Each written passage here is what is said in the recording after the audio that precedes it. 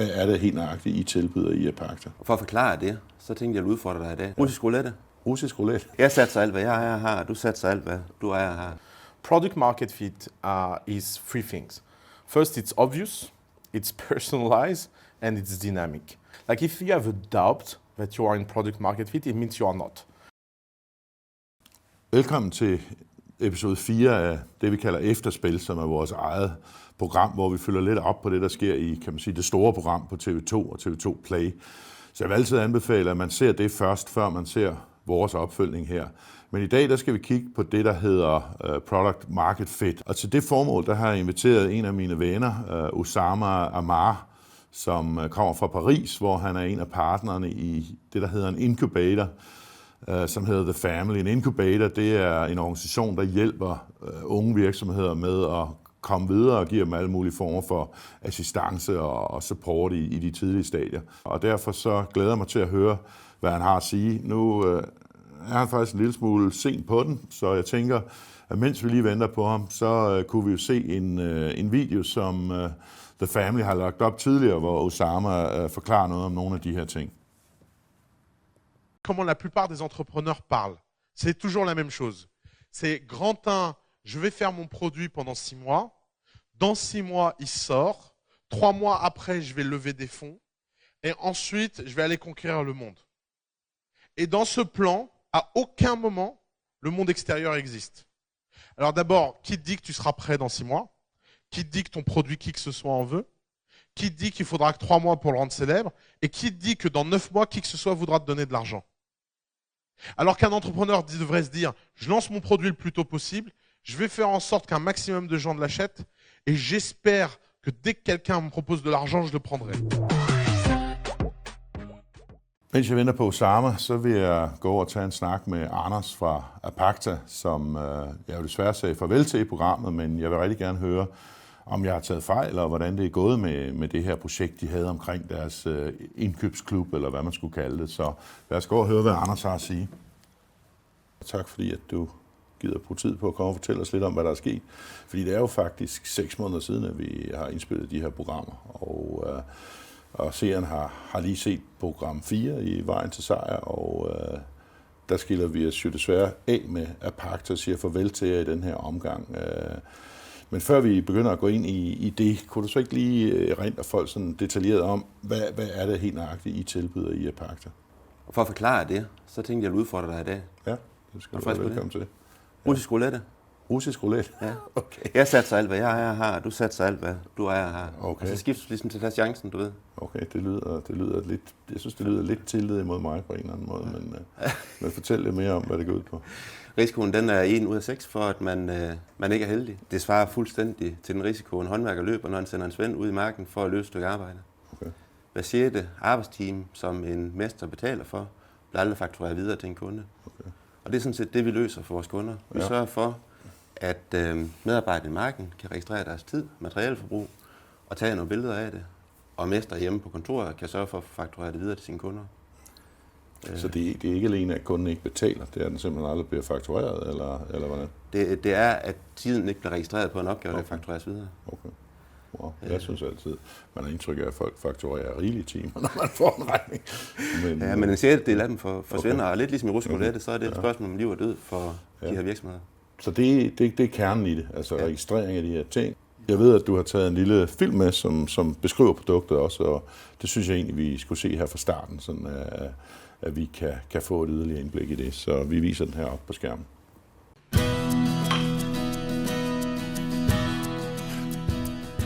Med Apacta på lommen får du fuldt overblik over timeforbrug, materialer og dokumentation for hvert enkelt projekt.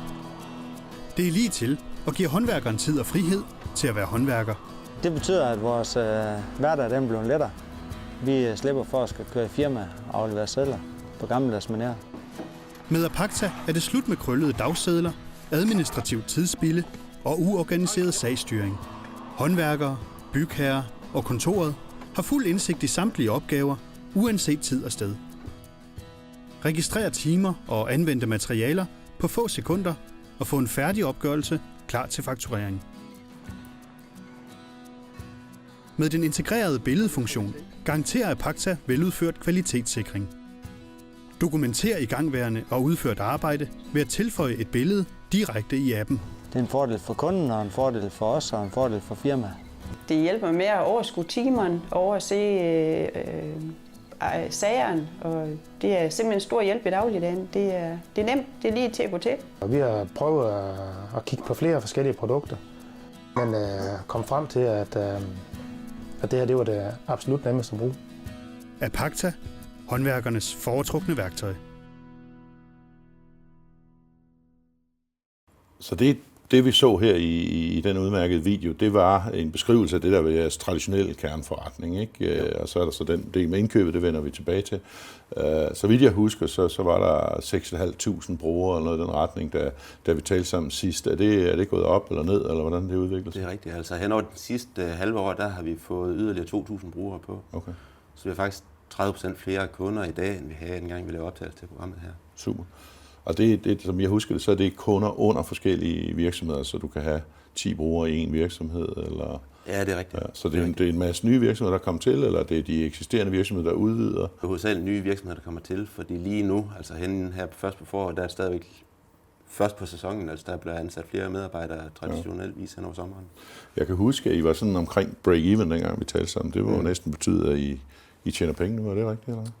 Ja, det er også dyrt for nye kunder jo, men om vi tjener alt det koster at få med i huset første år, det gør vi nok cirka. Mm-hmm. Så det er på bundlinjen, så er det samme status som for et halvt år siden. Okay, så man køber dem, og så tager det et stykke tid, før de aflejer sig. Ja.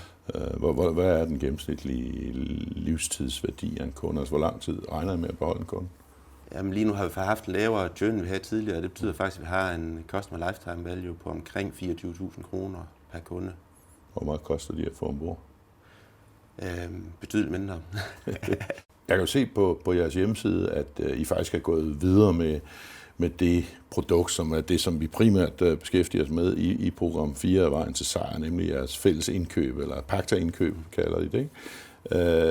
Det udsatte vi jo for en tryktest i programmet her, og det gjorde vi med hjælp af et firma, der hedder Morphic, som er specialister i at lave fokusgrupper og netop lave den form for feedback-sessioner på forskellige produkter.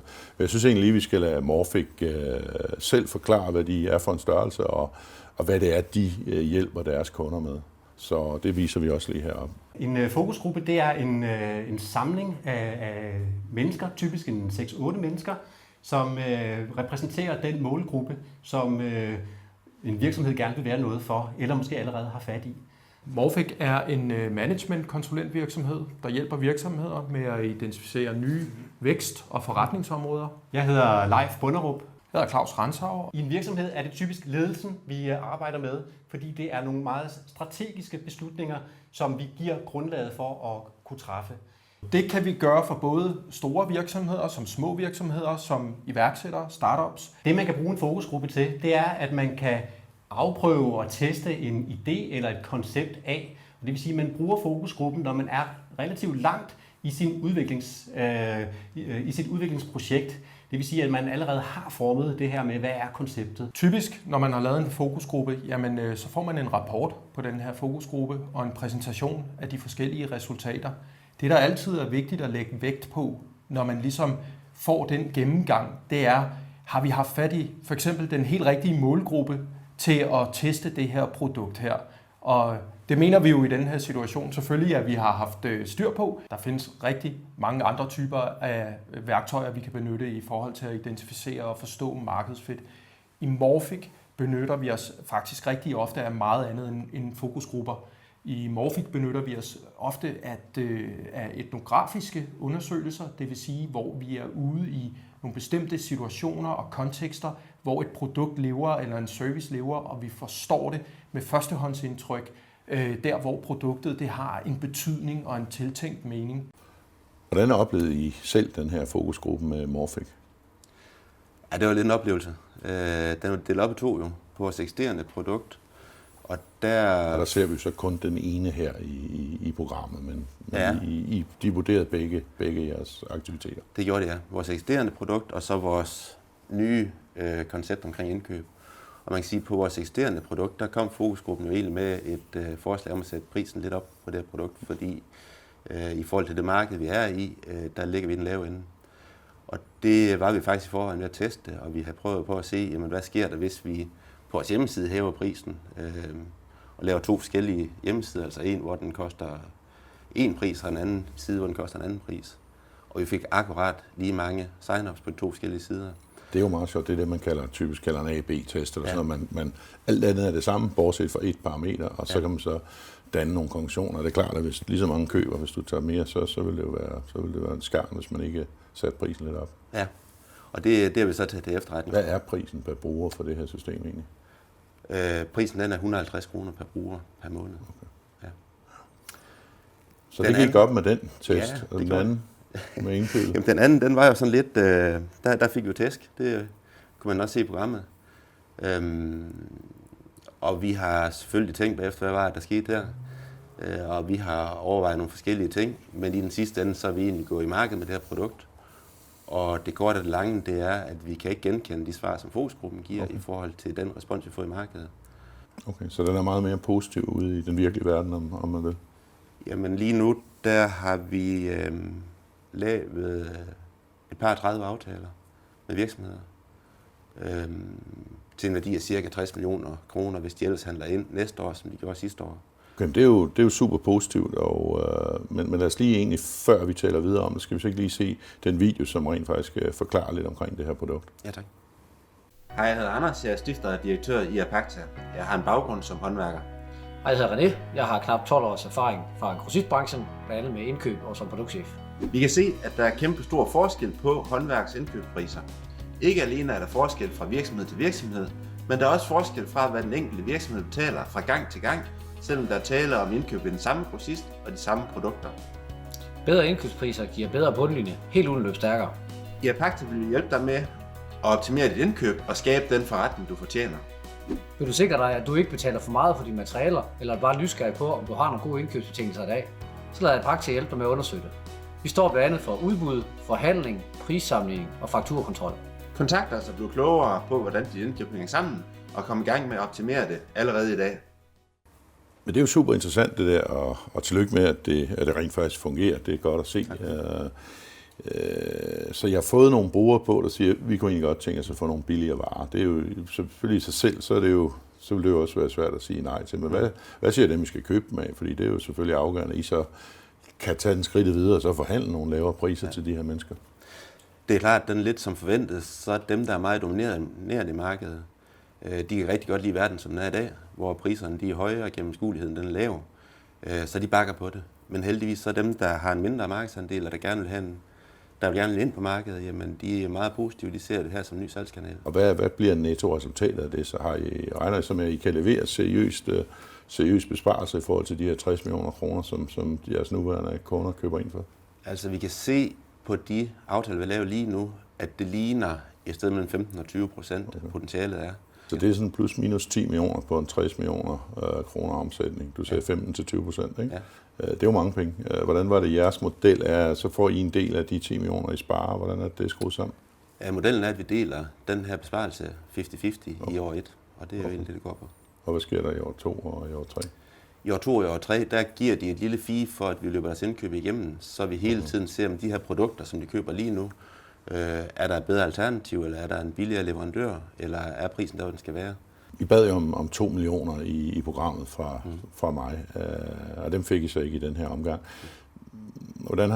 Hvad har I gjort? Det har I fundet nogle andre, eller har I finansieret det selv, eller hvordan er I kommet videre med de her test af det nye produkt? Ja, altså allerede inden vi gik med i programmet, der lavede jeg selv en lille kapitalforhøjelse, og vi fik samtidig en ganske lille kassekredit i banken. Og det rækker egentlig til det her, vi er i nu. En af de ting, vi søgte investering til i programmet, det var jo også vores videre vej i Tyskland, hvor vi er i gang siden 15. Det er rigtigt. Med det originale, eller med det oprindelige produkt? Ja, lige nøjagtigt. Ja. Og det er vi ikke i gang med endnu. Vi har en ambition om, at vi i løbet af året kan finde den finansiering direkte i Tyskland. Ja. Det er dejligt at høre, at det skrider godt fremad, og det glæder mig meget. Tak fordi du gad at komme og fortælle os lidt om det. Tak for det. Og alt muligt held og lykke med fremtiden. Tak for det.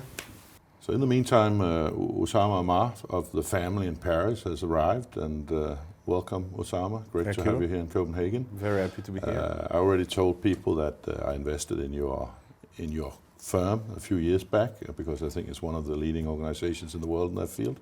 But maybe you want to put a few words on what does TheFamily actually do? Sure.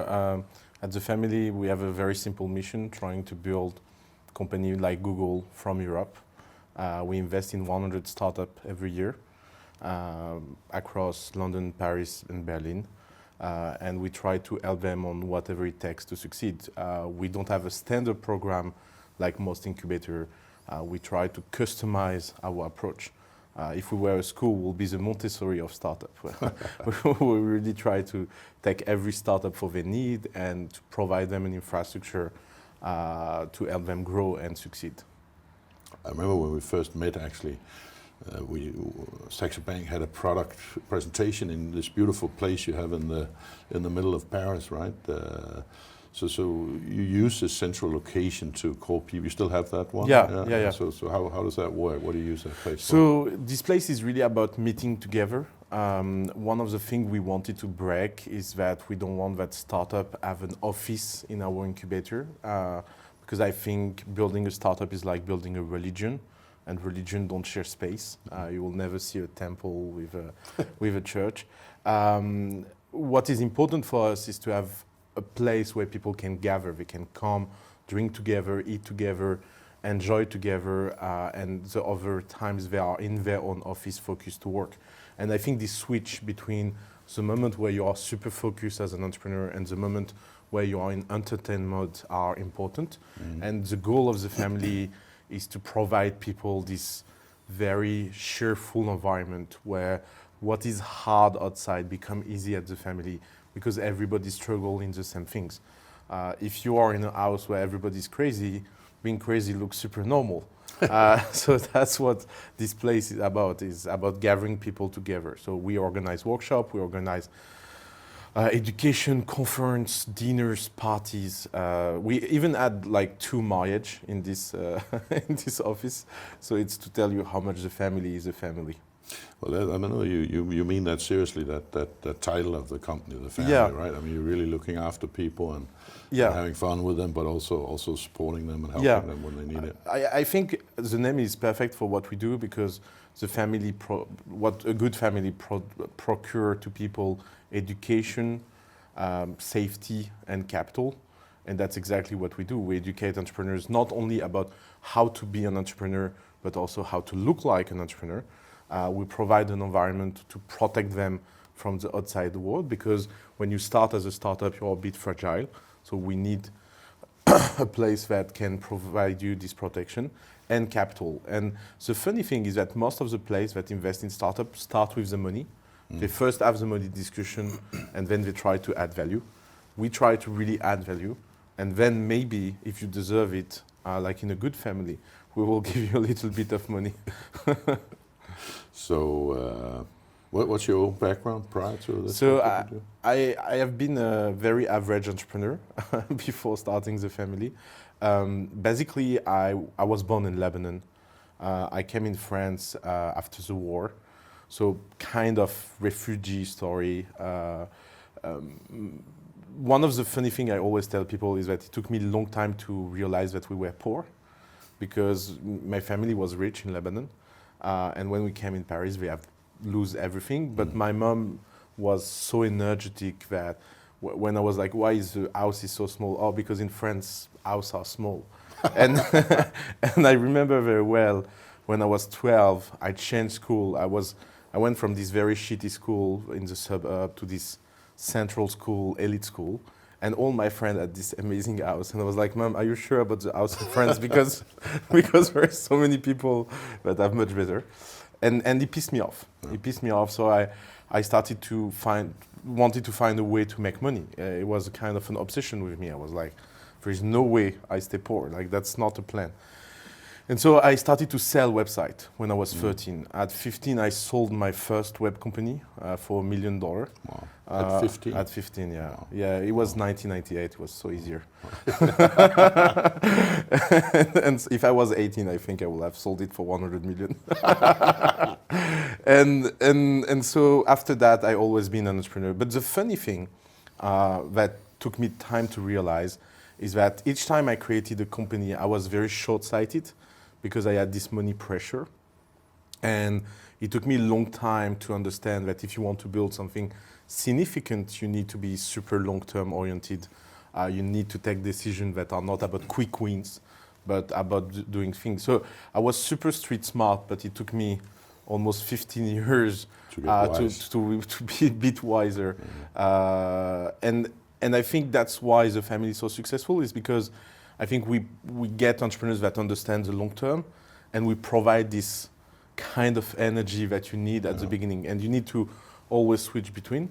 And for me, helping hundreds of projects is much more interesting than doing one, because I always had this lack of focus. I think you cannot be massively focused, massively successful without a huge focus.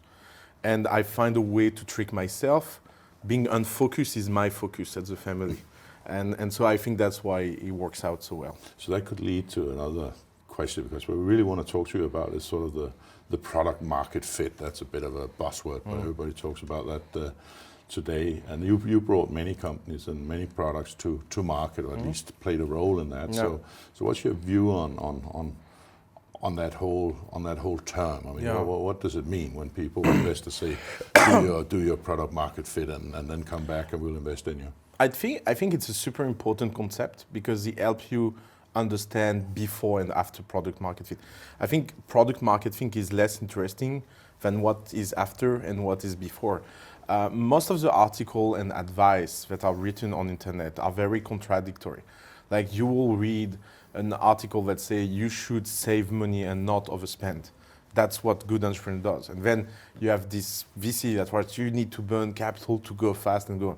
And I think it's confusing. But if you tell yourself that the first article is written for pre-product market fit and the other one is post-product market fit, then defining what is product market fit for you is important. Product market fit is three things. First, it's obvious, it's personalized, and it's dynamic.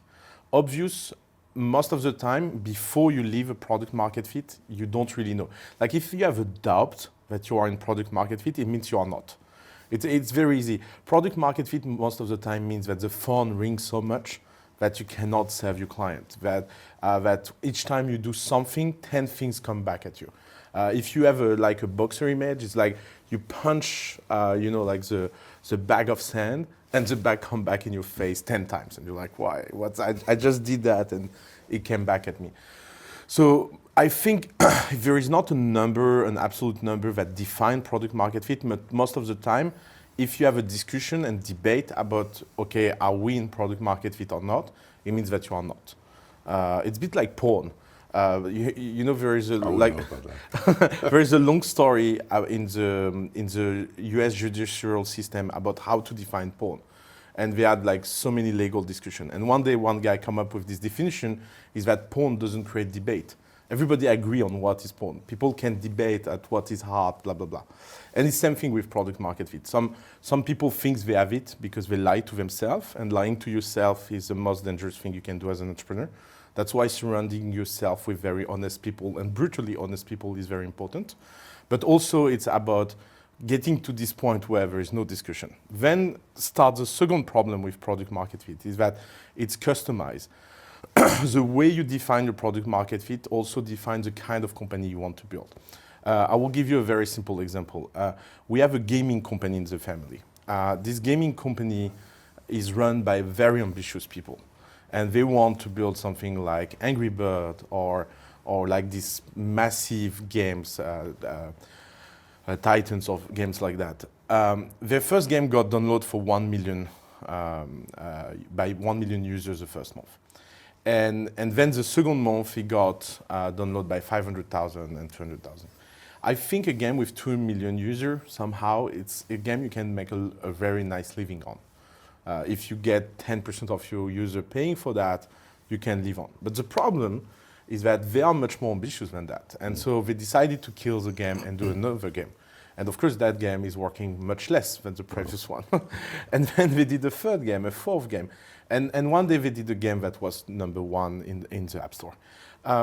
That process is because the way you define your product market fit is also the way you define your own ambition.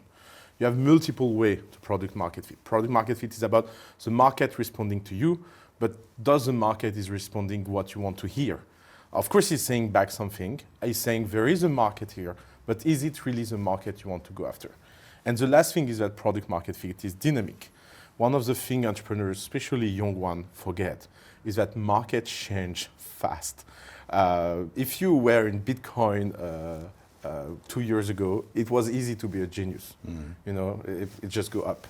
So whatever you do, you can do as many mistakes. Now, if you are still in Bitcoin, you need to be really, really tough and really strong. We used to say that about the traditional markets. You know, to be a genius at market analysis, you just have to be in a bull market and not very much experience. Right? Then you're a genius. Exactly, same thing. And the fact that the market fit is dynamic, it can mean it's something we see all the time, is that the company thinks we will grow like that, and actually they grow like that. And the problem is that they took investment and expense to grow like that. And that's where we have a big difference between Europe and the US, is that in the US, this kind of mistake can be corrected super fast. If you hire 150 people by mistake, you can fire them the week after. Good luck in Europe. Good luck to manage that. Most places. Actually, Denmark has quite a flexible market compared to France or Germany. Okay. So that's one advantage we do have here, that you don't have to be so scared of scaling up, because it's also possible to scale down. That's cool to know. But it's one of the issues. And also the denial of facing that dynamism. And it works also the other way. Product market fit can kill companies. Startups are not hard because failed startups fail. Startups are hard because very successful startups die.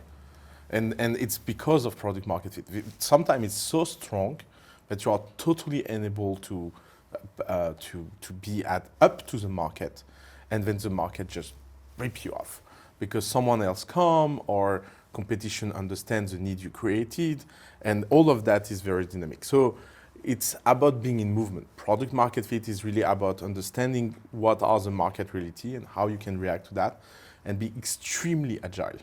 But do you think that's getting worse and worse, however you want to look at it? But I mean, I remember when I'm a little bit older than you, and things didn't change that fast back in the 80s or the 90s, right? But that's now true. Everything changes every 3 months, right? It's becoming harder and harder to make money. Even if I'm working since 10 years only in this industry, I feel it. I feel like it's harder to find the good investments now than before. Or? I think works both ways. It's like it's easier to launch. It's harder to scale. And I think before it was the opposite.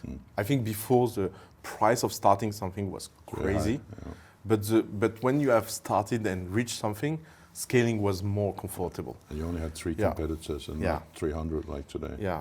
And sometimes, I can give you an example. We lived last week in TheFamily. One of our company is going after the temp market in France, working temporary, interim in French. I don't know if you have that in Denmark. Is when, and they build the software that make all the process of being able to hire temp workers so easier. And they think that was a huge advantage. And I think they seriously made a lot of breakthrough in this process, talking with the government, convincing them to do an API, building this API to be smooth, blah, blah, blah. But last week, their biggest competitor, and that is a big company, announced that they implemented the same API. And of course, we have this right. I mean, it's a free market. Like the government is not doing something for one company. And then you realize that as a startup, you just open the doors. You know, like you, another very good example of that was Each. It's a competitor of Uber. And at one point, we realized that the model Each was building in Paris of having people that are not professional driver being able to go. And they lobby for that, went to justice, blah, blah, blah. Each realized that if they win, it's make Uber winning. Yeah. Because they are just opening the door and the system, and the other one can just wait. Yeah, and then Uber is ready to lose 100 million euros a year for a little while. Exactly. And so this dynamism of the product market fit is interesting. And that's why also I think being an entrepreneur is more and more like being a very high level sport people. It's much more about your personal discipline than your understanding of the business. It's like, if you look now, what makes an incredible entrepreneur, you need to be an incredible manager, you need to have a committed team, you need to be able to articulate a mission. It's a lot of things that have nothing to do with your actual expertise in business. If you have people that are better than you in the business, it's good. But it's really about being this maestro that is able to get people doing magic. And that's not easy. What does it take to get to that? I mean, presumably, when you're straight out of business school or even not going to business school, must take some experience to get to that point. Is that the first or the fifth startup you succeed? That's the point. The point is that people now don't do MBA, they do failed startups with angel monies. I think if you're an angel investor, you need to understand that and just repeat your bet. It's becoming more and more long-term. So obviously, the family is an investor. Yeah. I'm an investor in the family. Yeah. Are you doing some good investments? Are there something you're proud of, excited about, something that worked out well? What is the most amazing at the family is that because we focus on people and not so much on business, we have been able to build very contrarian product market fit. If you look at our top 10 startups, they will have been impossible to imagine. So let me give you a few examples. We have a company that do a payroll management software. Payroll management software is the most boring industry you can really imagine. Exciting. Yeah, exactly. But they are excited by that. The funny thing is that we met this team, 23 years old at that time, and they were really excited about getting this problem done. And what is funny about their way of doing this problem is that they did not only manage to do a payroll software, they built their own programming language to be able to express the complexity of payroll in France in one single software. And so now, each time the government changes law, and they love to change law, Payfit is always the first company to be able to switch and update the software. They grew from 0 to 1 million a month in revenue in less than 24 months.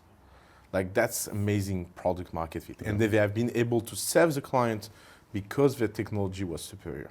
So that's a perfect fit between the team and the market. And the market was really unobvious because everybody was like, yeah, I have a payroll system, it works.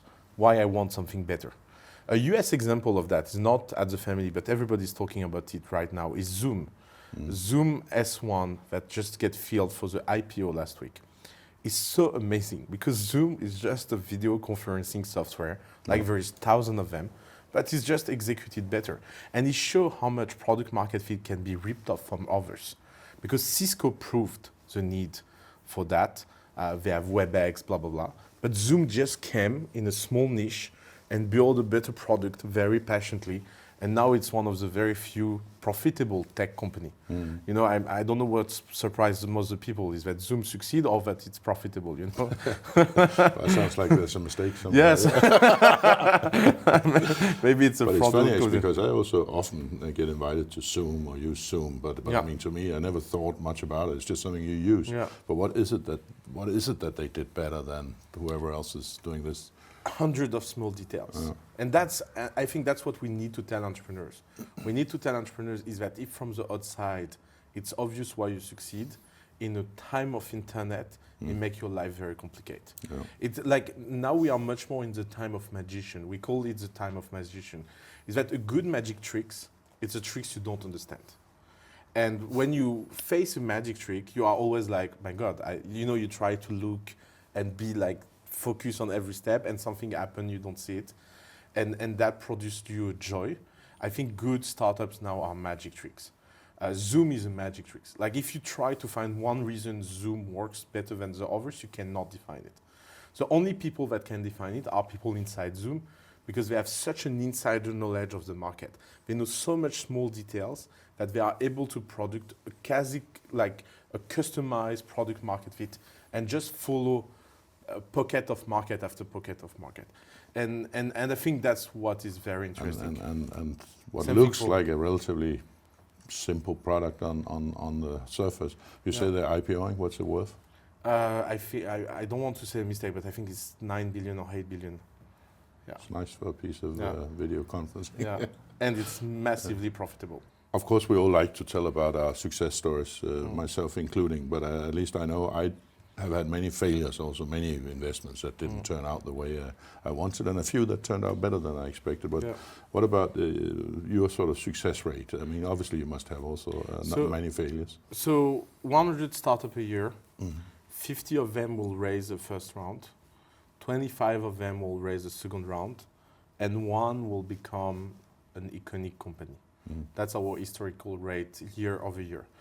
And the funny thing, I don't know, like... So 50 fall by the wayside, they're gone. Yeah, exactly. And then the 50 makes like a angel investment or a seed investment. Yeah, 25 raise a Series A, and something like 5 of them will become really good company, and one will become iconic. So it shows how hard it is. If it's 1 in 100 that pays all the bills, you can get a little bit worried when you only have 30. But so the 50 that fall by the wayside, well, what is that? Bad execution, bad idea? So there is 5 levels of failure. Level number 1 is co-founder drama. We don't imagine how many people. And the funny thing is that I think that doesn't happen a lot at TheFamily because we filter a lot about that. You know, that's something actually in earlier programs that I discussed a couple of times, because some of the people that ask for money in this program, they don't have a clear definition of roles. You don't know who's the boss, who's not the boss. Is that what you're talking about? That leads to drama? We are so hardcore on that. For example, when someone joins TheFamily, we always like to ask very early on, okay, who is the CEO? Okay, so if this guy take a decision you don't agree, are you going to just follow him or not? And if people are not crystal clear in 20 seconds, that's a no-go for me. Like, you have no time, like, good startups are very good dictatorship. You have no time for democracy in startup. You are not rich enough. I think being a democracy is, like, you need to be a really well-developed country before being a democracy. And so you don't have that time in startups. Then stage number 2 is there is so many entrepreneurs that try to do something for themselves, not considering that the client is any part of the conversation. So they don't know how to seduce customer. They are not trying any effort. No, they come to the first date and they pretend that you need to adopt them the way they are. And that if you are not happy, that's fine for you. But the problem is that it's a seduction game. So you need to put your best jacket, and you need to buy flowers, and you need to, and especially with first client, because you don't really know where the truth is. So you need to put an extra effort. Then start the product market fit. So that's pre-product market fit failure. Then you have product market fit or not. So lack of product market fit is a good reason to die. And then you have our hardest failure. Like, one of them is called Save. It's a company that grew to 0 to 24 million in revenue a year in 18 months. And it ended up miserably sold for $1. And because the management team was totally unable to manage the growth, and we were totally unable to give the right advice. So it's kind of sheer messed up. And it was one of the first company. I will tell you this story that really traumatized me. They were doing so many sales a day that the banking system broke up. And the banking software was unable to process. And so they stayed 60 days out of their bank account, with the bank not knowing how to manage that, because they have a software for small companies, a software for big companies, but they never had the case of a small company becoming that fast big, and they didn't know how to transfer the data from one software to another. Crazy. And so imagine that multiple by, like, they hired 600 people in 12 months. And I think half of them were crazy, because you start to attract really nuts people, because they are like, okay, that's party. And if you are not fat enough at that stage, any mistake can kill you. And what happened in this company is that the company started to get late numbers to the investors, because they were late on accounting, late on everything, and the numbers did not make sense. And the fact that they did not make sense, and they did not make sense because everything was so crazy, so fast, blah, blah, blah. And it was a time where the investor will have need to calm down and everybody sit. But to do that, you need trust. And because the founders were young and the investor and them had like only 6 months of relationship, everybody started to yell at each other. I remember being in board meetings at 2 a.m. with people just throwing stuff at each other. And the company ended up dying. And the funny thing is that the people that bought this company did a very good business out of it. So it shows how much management can kill. And the last reason to be dead is external reason. The best story we have at TheFamily that it's a moment, if you put it in a movie, you will say the screenwriter is completely nuts. We were at a closing dinner of one of our startups, and everybody was drunk. The investor was drunk, the entrepreneur was drunk, and the entrepreneur at 2 a.m., I don't know why he did that, he opened his reporting system, and he was like, this is strange, I have 0 visit on the website. And he was like, yeah, that's strange. And then he started to text his technical people, calling them, and nobody was noticing him because everybody was drunk. And at one moment, the guy was like white, 2 a.m. in a restaurant, and he said, guys, I need to tell you something. Google delisted us. We got expulsed out of Google. We don't have any traffic anymore. And the guy was like celebrating a 8 million round.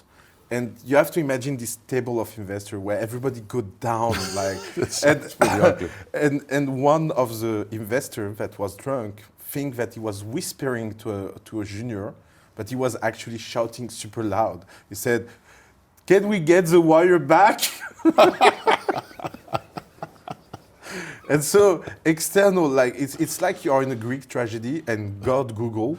That's truly a black swan. Yeah, it's a black swan. And the funny thing is that they met someone very senior at Google. Like they basically went to Google. They wanted to understand what happened to them. And they finally got a meeting with a very senior people at Google that was looking at the computer, was like, I'm sorry guys, we don't even know you. Like we changed the algorithm and it had this impact on you, but it's in AI, so we cannot explain to you what happened. Wow. And so it's not like someone took a decision. Of Google as well. Right? Yeah, because it's the new Greek gods. So if you turn it around, so that's reasons you can fail. And so if you don't want to do that, you need to have a clear definition of roles. You need to have be able to manage growth, which is important because sometimes people say, "Oh, a lot of stuff happening, but that's a positive problem. We'll solve it." But you don't actually always solve it, right? No. And it's not so positive. Yeah. Of course, you can get hit by the black swan. So at least you should try to make it a white swan, so you know it could be coming. And what was the fourth one? I forget. So team, product market fit. Oh yeah. And an ability to manage it, growth and external events. Yeah.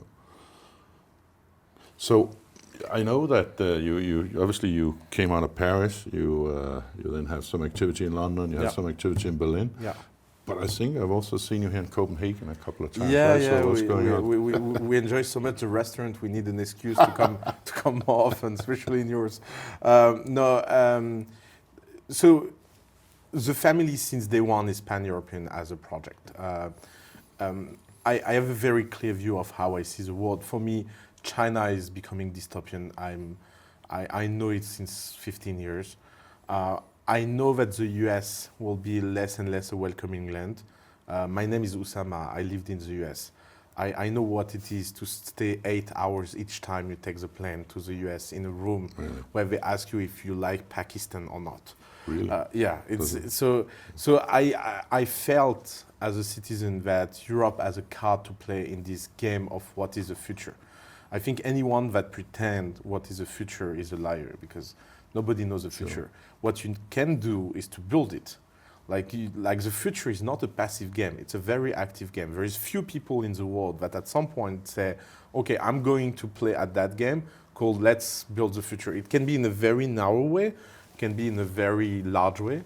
And I don't think politicians are the people that are really playing that game. It's more about product, entrepreneur technologies and things like that. So you're actually quite positive on Europe vis-a-vis and I think, and so that's the point. The point is that there is this silly competition to know if London, Paris or Berlin will be the next Silicon Valley. and this competition doesn't make sense.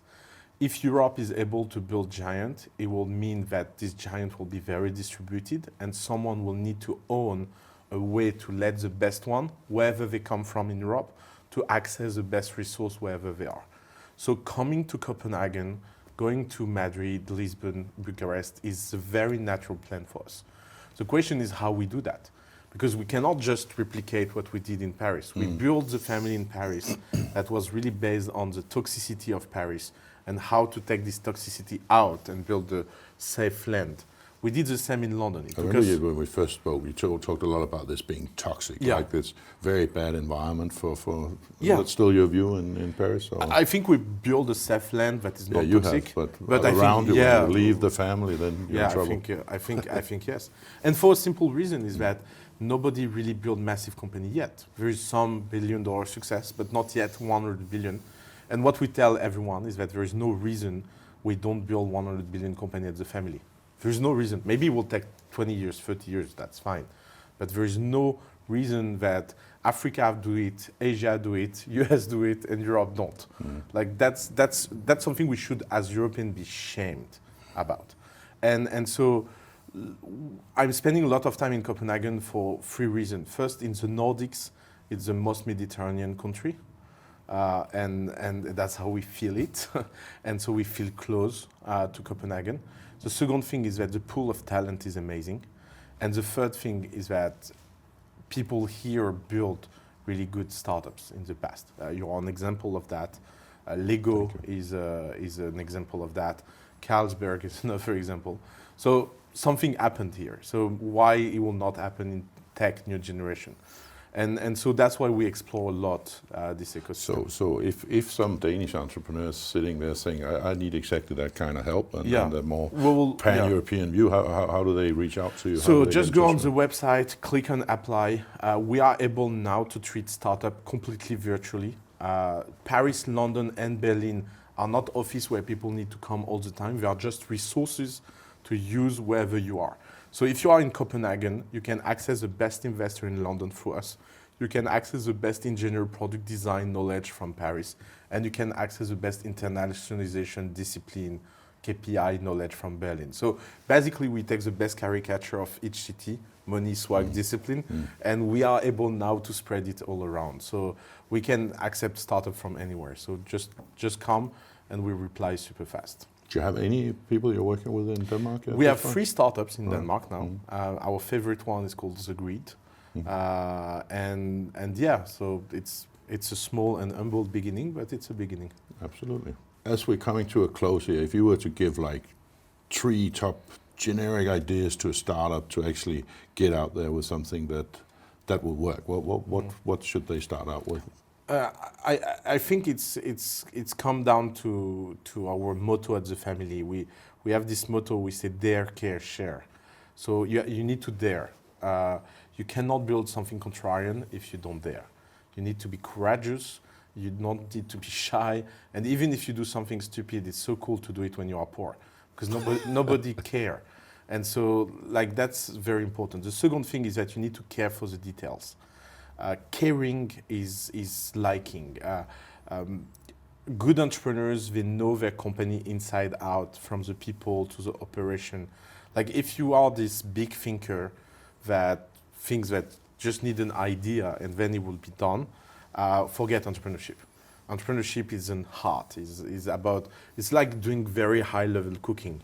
It's not like you cannot be a great chef if you are not a great cook. I never met a great chef that is not a great cook. It will be very surprising.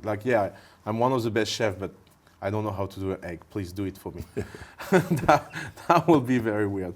And the last one is sharing. I think one of the mistakes we all do in Europe is that we don't share enough. I will give you a story. When we started to go international, we struggled a lot at TheFamily. I talk about that with you multiple times. It was a moment, where it created tension in your team. Me and my co-founder. So basically, what I was telling my co-founder is that if TheFamily will be an only French company, I'm leaving. I did not sign for that. I love France. I grew up in France, but I don't feel French. I feel much more European. I'm much happier to live in capitalist London fan, socialist friends, and I want to do something pan-European. But each time we were trying to expand, it was really hard for us. And then I met Paul Graham, that created Y Combinator, basically is a family of the US, much more successful. And I literally meet him in the street randomly in Paris. And I stop him and say, sorry, man, are you Paul Graham? And the guy was like, yeah, how do you know me? I was like, okay, I know you, blah, blah. And he said, how things are going at TheFamily? And at that moment, you have two choices. Choice number one, you can bullshit. You can be like, yeah, things are marvelous, I'm so good. Or you can be like, look, I have this problem and this problem, can you help out? And of course, I did that. And I said, look, it's going well in France, horribly at international. And I don't know why. And I said, okay, let's sit. And we sit together for 2 hours, and he found me the solution. He said, what you are trying to do is to replicate what you did in Paris. Think about international like day one. Imagine you created internationally day one, how it will look like. And so we fired half of the people in our team in Paris. We rebuilt all our process. It was really an horrible thing. And then international went like that. And I think sharing is not only about sharing your success, it's about genuinely intense with people. Everyone is an opportunity to learn something. And I think if you apply this dare, care, share all the time with your startups, things go out well. Because even if you have external factors, even if you don't have the right product market fit, blah, blah, the world will work for you. And I think being an entrepreneur is not about being the best, it's about having all the best wanting to circle for you, wanting that you succeed for some magical reason. Oussama, thank you. Very inspiring. Thank you very much for coming here to Copenhagen to tell us about TheFamily and about your ideas. So next time we do it in Danish, huh? We do.